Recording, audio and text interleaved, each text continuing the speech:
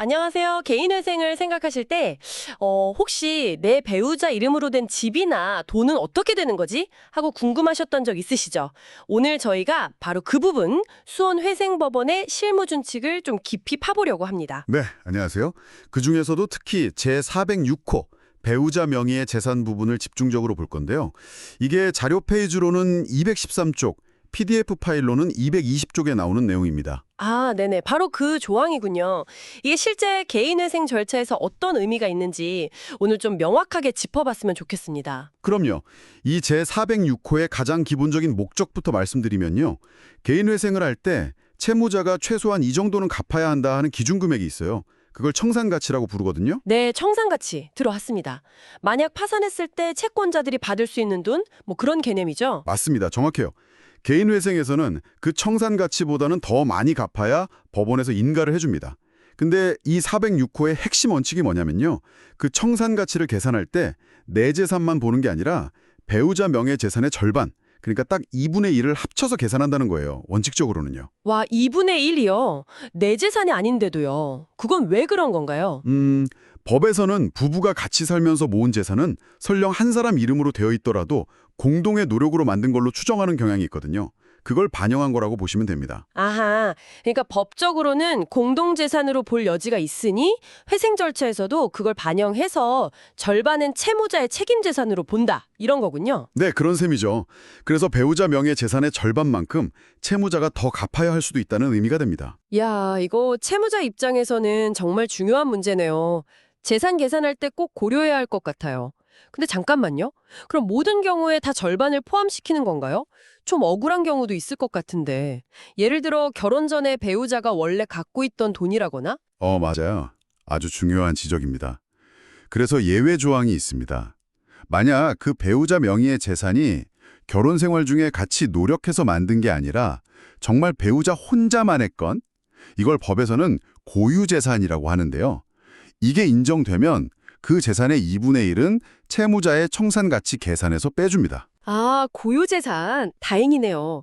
그럼 어떤 게 고유재산에 해당될 수 있을까요? 대표적인 게 이제 말씀하신 것처럼 배우자가 혼인하기 전부터 가지고 있던 재산 또는 혼인 중이라도 부모님께 상속을 받거나 증여받은 재산 같은 거요. 이건 부부 공동 노력과는 상관이 없다고 보는 거죠. 그렇군요. 배우자의 독립적인 재산권을 보호해주는 거네요. 네, 맞아요. 비록 배우자가 직접적인 채무자는 아니지만 그 사람의 재산까지 무조건 채무 변제에 쓰이게 할 수는 없으니까요. 그런 균형을 맞추려는 거죠. 그럼 이게 고유재산이다라고 인정받으려면 어떻게 해야 되나요?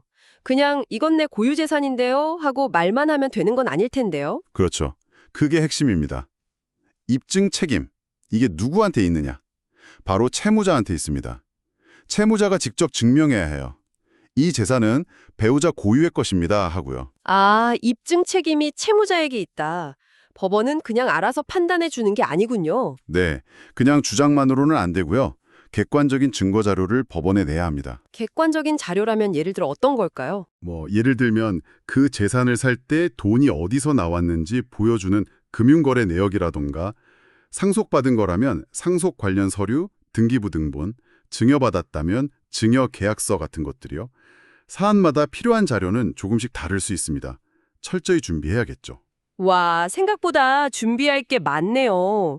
그리고 사실 부부 사이의 돈 거래나 기여도를 딱 잘라서 증명하는 게 현실적으로 좀 어려울 수도 있겠다는 생각도 들고요. 정확히 보셨어요.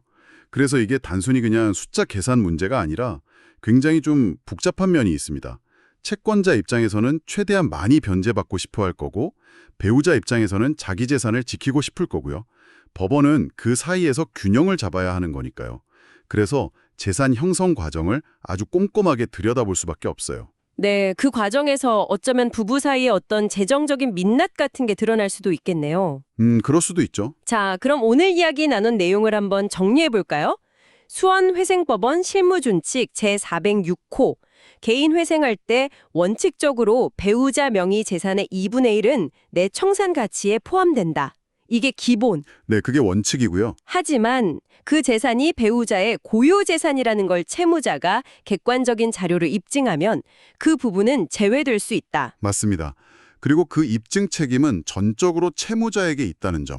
이게 핵심이죠. 네, 명확하게 정리되네요. 여기서 우리가 한 가지 더 생각해 볼 만한 점이 있는 것 같아요.